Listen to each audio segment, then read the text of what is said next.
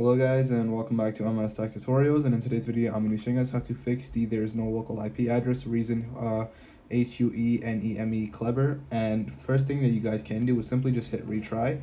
But if that does not work, what you want to do is you want to X out of Call of Duty, you want to close the game, and you want to either restart your PlayStation or whatever console you're having this issue on. You want to go ahead and restart it, or you could also go over to settings, go over to network, and go over to connection status. Make sure that everything is fine. Like you can see right now, my Wi-Fi is not working, like it says failed.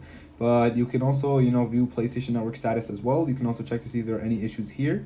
And once you see any issues, what you can do is you can simply restart your Wi-Fi router, and you can do that by unplugging all of the wires, or unplugging the power cord from the router, waiting about 30 seconds, and then plugging it back in. And then once you do that, you can check to see if the error code has been fixed.